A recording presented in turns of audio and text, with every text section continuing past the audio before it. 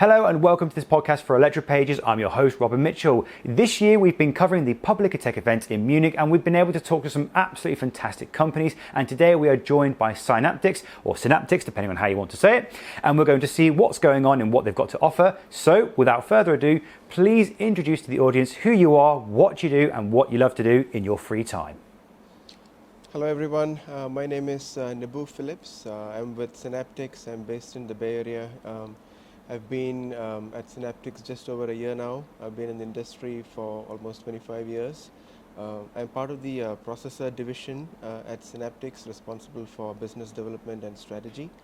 And here at the Public Tech event this week, having very good conversations. So yeah, nice to connect with you, Robin, and thanks for the opportunity. We're here to talk about technology, and the first thing I want you to tell me is, what is it that Synaptics is bringing to the table today? Right, so Synaptics by itself, right, in a couple more years, we're going to be 40 years in the industry. And it would have been 40 years since we were founded, so it's been around. 40, blimey. Yeah. So, and the company itself has undergone multiple phases of transformation. Of course. Originally, it was focused primarily on technologies relating to PCs and laptops. So we became very well known for overall human-machine interaction kind of technologies like capacitive touch and the like. So started with touchpads, fingerprint sensors. Way back in the 90s, any laptop that you ever had or PC, you would have had a Synaptics chip in there. So the IoT industry is something that Synaptics is now working in actively. But I suppose my question to you is this going to be something that also works with AI? Yes. So that is one of the key differentiators that we are trying to message through, right? So a lot of different IoT companies, a lot of different chip companies, but we want to be seen as one of the companies that is leading with AI. Yeah. I mean, the AI story, everybody's talking about it, right? Of course, the bulk of it is primarily based on the cloud and GPUs and NVIDIA and training and the hyperscalers.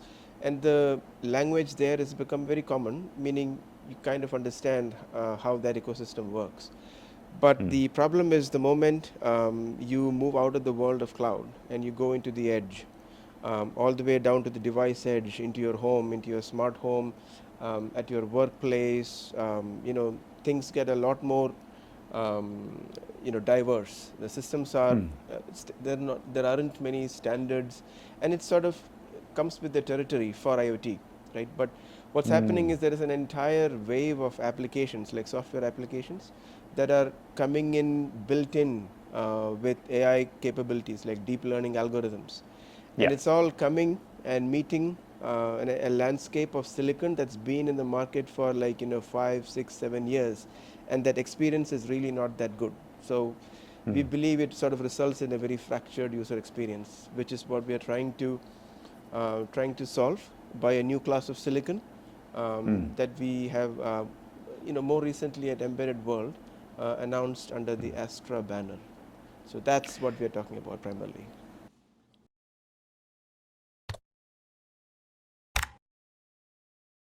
That's actually that's an interesting point, because it's never really occurred to me like this, because we all know that the cloud is beneficial for running large models, complicated things which consume lots of energy, and IoT is good for running small things, low energy. But one thing you've said that kind of piqued my interest is you said that when you're in the cloud in these large-scale systems, there tends to be only one or two ways of doing everything. So it's kind of like everything kind of works with everything. It's quite easy to do this. There's only like for example, if let's say you're training AI, you might use something like a tensor, or you might use some other proprietary system. But there's really only two or three. But when you get all the way down to consumer level, there could be 20 different protocols, 20 different platforms, all working differently. So trying to make them all work together can be extremely difficult.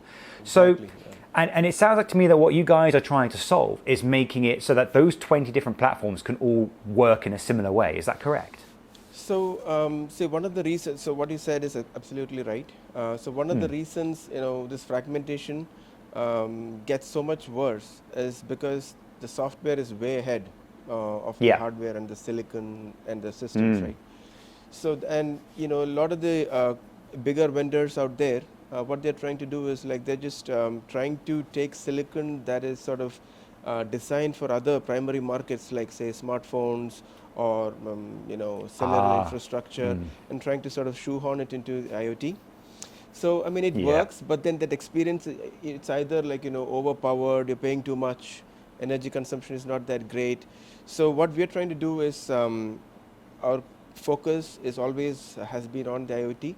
So the silicon is also designed with IoT in mind. So you're not really overpaying, you're not burning too much power, and AI is sort of built in rather than like a bolt-on a secondary chip solution. And I think that's a really interesting observation, because the number of times I've seen a lot of IoT designs, they use a completely overpowered processor like you would see maybe in a mobile device, and the amount of energy that thing's consuming, and then all the features it has that you never even need. So it's kind of like, I've got a processor with a floating point unit. It's like, well, I don't need that. I just need to gather a few bytes from a sensor and put it out as energy efficiently as possible. So I can see that being a serious issue. So the way that the market currently works, are you saying that is actually a serious issue with AI and IoT combined?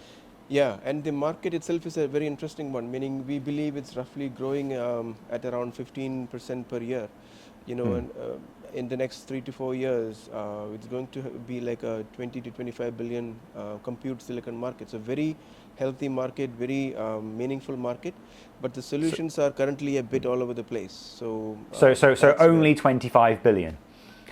Only 25 billion. Only 25. That's a lot of money. So so this is a huge opportunity for Synaptics to come in with a solution that could potentially provide people with a low-powered IoT core specifically designed for IoT with the AI integrated into that correctly. So if an engineer today wanted to integrate AI into an IoT design locally, what options would they currently have if you weren't to use the new solution provided by Synaptics? Yeah. So actually, we've had a history of enabling AI in some of the SoC portfolios that we've had over the past 3 to 4 years, except that those were supporting larger sort of niche vertical markets. So we've taken that understanding and tried to make it a bit broader, like for the broader IoT consumer, enterprise, and industrial IoT markets.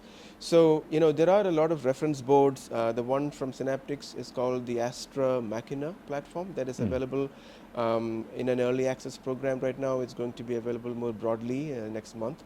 But then that goes hand in hand with similar solutions out there, like the NVIDIA Jetson platform. But again, you can look at it as something that is more tailored for IoT, for your performance and AI capability requirements for the class of applications that you're looking for. And a lot of it has to do with the software aspect of it. And that is another key area that we are focused on beyond just the integrated NPUs and AI engines that we have in the SoCs. Well, it's interesting again that you mentioned the NVIDIA Jetson, because even then that can be way too overpowered for an IoT design. Yeah, quite probably, right?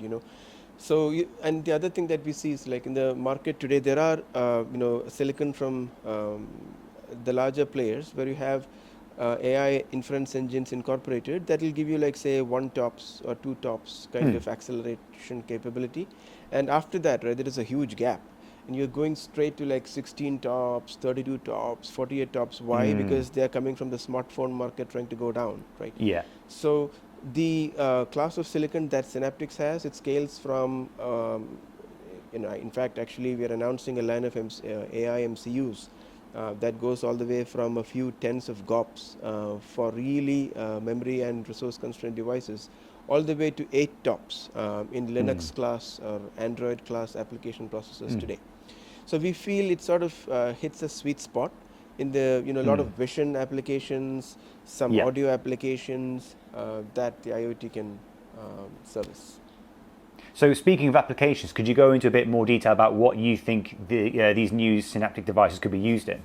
Yeah, so it's all about, and Synaptics has always had a DNA of being very close to the consumer, right? So sensing is a key technology, and that has always been part of our DNA. So think of it as vision-based, audio, voice, display, video, all of these ways you interact with the environment around you, right?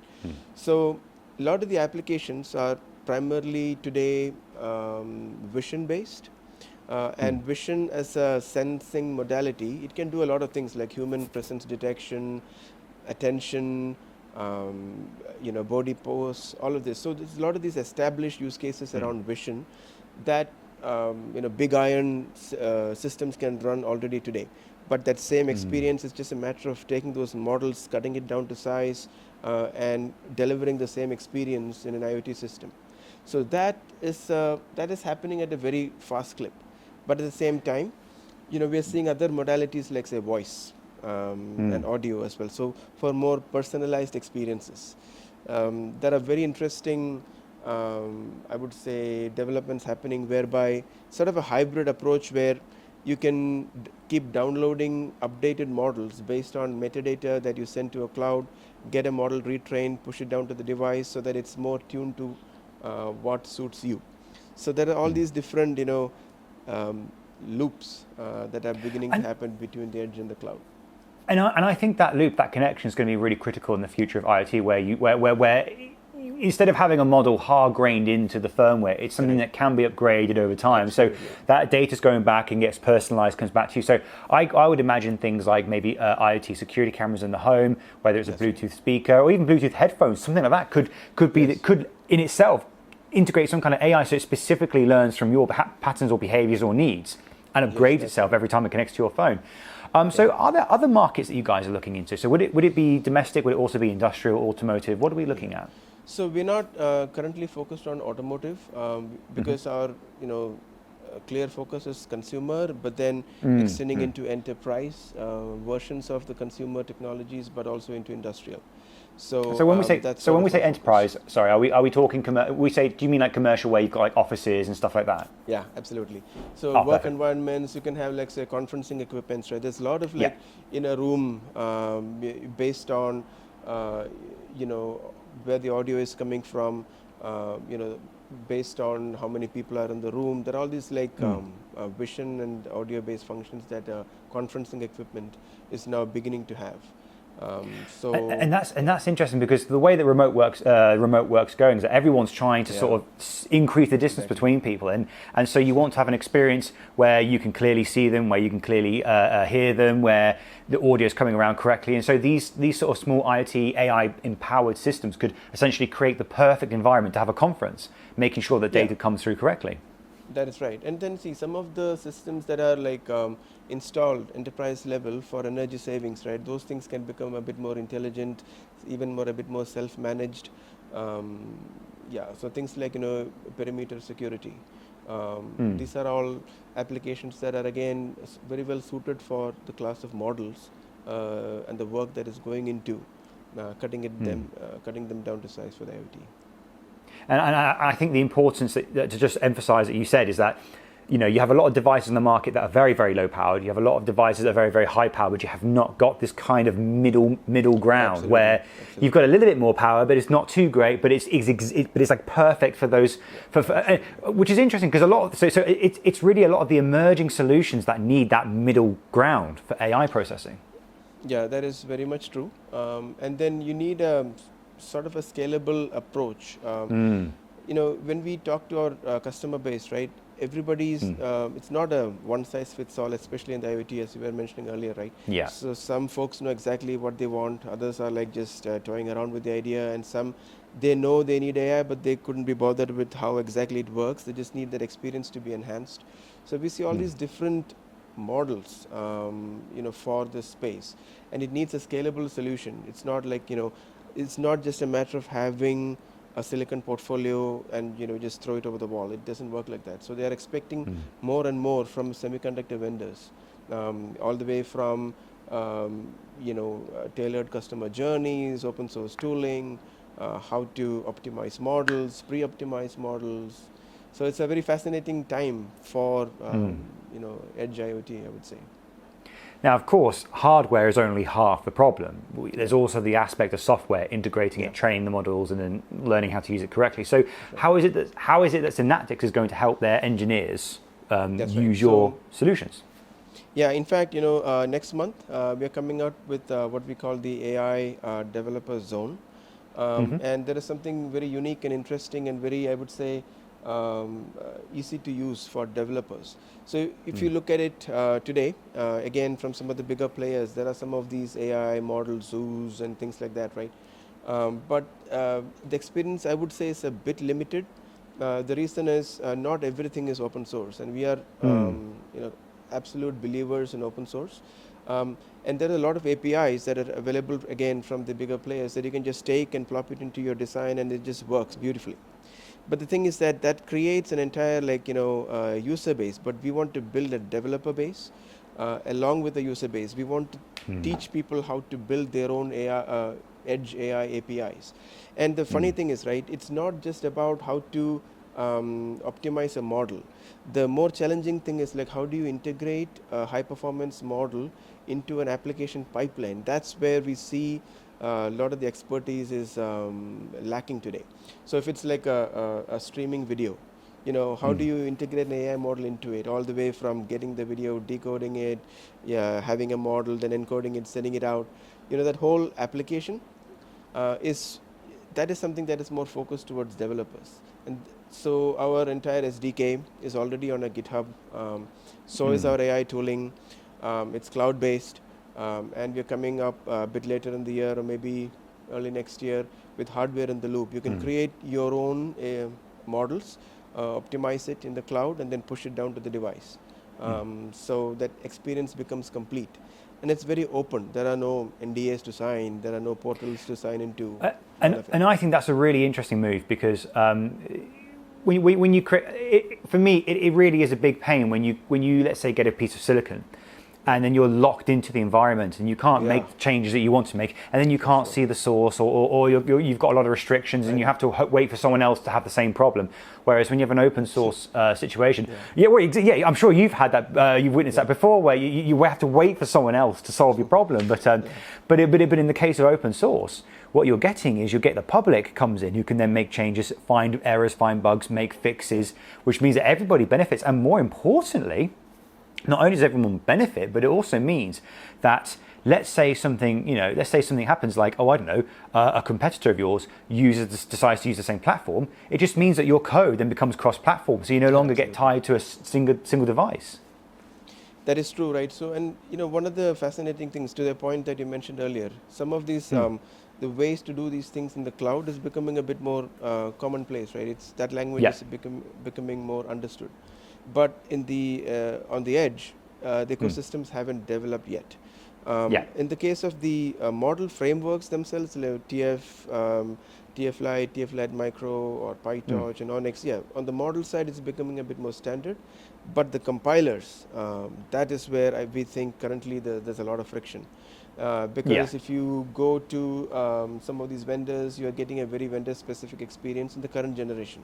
So we are very actively tracking some of the projects, and we are working very closely with some of the bigger players who are capable of creating ecosystems in and of themselves, right? Including open source specifications and implementations for compilers. So we feel that is the one last remaining big piece of friction. Models, it's becoming a bit more clear. Compilers, still very proprietary. So over the next year or so, I think that is going to be a different story. So again, exciting times. Are you implying that Synaptics is working on that problem? We are partnering with some key players. Companies. Say no more. Say no more. Say no more. But it will. Maybe we'll see you next year at this the same public tech event, and you can tell us a bit more about it. Of course. But we hope to. But I think there's another important aspect to the open source community as well, and the idea of getting AI onto the edge, away from data centers, which is privacy. Because if you've got AI locally on your device, the data you're gathering is kept locally. But more importantly, if you're using open source software, then any vulnerabilities in that code are publicly known and can be fixed and patched. Whereas proprietary offerings from other silicon vendors may not have that same level of protection. I mean, just one of the other benefits of open source, right? For sure. But then to that point, security, of course. I mean, one of the key tenets of any IoT design, with or without AI, right? 100%. And it's something that everybody's always trying to play catch up to, right? So, and it's something I mentioned earlier, right? We've been a silicon and SoC player in some of the vertical markets, one of which being operator solutions. So they have like very, very strict security requirements for the set-top box markets, right? So we've taken some of the learnings from that and created a secure pipeline. So where one of the things that we can claim about our silicon is secure inferencing. So it's very isolated from a hardware standpoint to go along with any security layers that the software brings as well. And I think that's something that the IoT industry has really struggled with since its founding, which is that security has always been an afterthought. It's never been when you design a new IoT device, the first question you don't ask is how do I make it secure. The first question is how do I connect my sensors, how do I connect my display, how do I connect whatever. But then security comes in later after it's already been hacked. So what you're saying is that these new Synaptic devices, it's security from the first level, from the first always transistor, security's there. Yeah, it's always there. And of course, I mean, it's never perfect, right? So the next generation will have a better implementation. Of course. It's sort of a curve that way. But I mean, it's always been a key design consideration for Synaptics associates. But even if there are errors in the hardware, if the open source community can find those errors and patch them in software, you've got that option, because at least it's public, and that way people can move faster when things change. So we've talked a bit about those Synaptic devices, but I don't think we've talked about part numbers. Do we have any part numbers that we can share to the audience that they could look up? Yes. In fact, all of this is already up on our websites, on our product pages. So the Linux and Android class of IoT processors, we call it the SL series. And during our discussions here at the Public Tech event, we've introduced our SR series of AI MCUs. It's sort of a new class of MCU, whereas there are multiple gears of processing associated with power domains. So it's sort of intelligence delivered at different power levels based on a reaction to your changing environment. So it's a very adaptive processor, a new class of MCU, and that is called the SR series. So basically the SL series and the SR series, these are the two families that we are talking about. Fantastic. So with these new devices and the new device you're going to be developing, and the new potentially open source compiler we're not supposed to talk about, what is it that you're most looking forward to in the next 10 years with this kind of technology? So the discussions around AI, right, it's very much focused on hardware implementations today, and that is understandable in the early stages of a new market. But very soon we believe it is going to be nicely tucked in under silicon, software, and other framework implementations that the end user doesn't even realize that this is all enhanced. The experiences are much better because AI is working under the hood.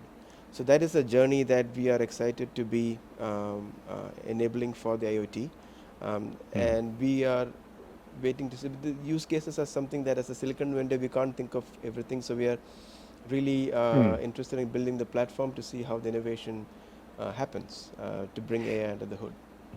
And earlier on, you said about how Synaptics has gone through like different phases of its journey. What do you think could be the next phase? If you had to gamble, what would you reckon would be the next phase? So actually, each of these phases have taken more than the better part of a decade, right? So we're just in the early phases a long time. of our. So we're just in the early phases of our IoT transformation. So still have a long way to go, and this is a very fast-moving space, a high-growth market. Next 5 to 10 years, I think easily we will be a player in this space. Absolutely fantastic. So I've got just one more question for you before we wrap this podcast up, and that question is, for the audience who are watching this video, if they want to get involved with Synaptic Solutions, what would you recommend to do? We would encourage folks who want to understand IoT, AI, and compute to go to the Synaptics website and order our dev kit, what we call the Astra Machina. Right now we have an early access program. It's very easy to work with. The user experience is we've put a lot of time and effort into making it a smooth one. Just click on the link, you can order a dev kit, we'll ship one to you. And that's a very easy way to get started on your AI journey. So that is something that we would encourage folks. Can I get one of this dev kit for free? Oh yeah, absolutely. Oh, fantastic. Okay, I'll give you my details to Jack afterwards. Fantastic. Both Anyway. you and Jack can get one. Yeah. Fantastic. Well, all I can say is thank you ever so much for taking the time Thanks. today to see us. It's been an absolute pleasure. Thanks for your time, Robin. Great questions, and I enjoyed it. No worries. You too. I'll see you next year. Thank you. If you like the content that we do here at Electropages and want to show your support, then consider hitting the like button, subscribe button, and the alert notification. And if you want to see the latest news and articles in the electronics field, then head over to our official site at electropages.com.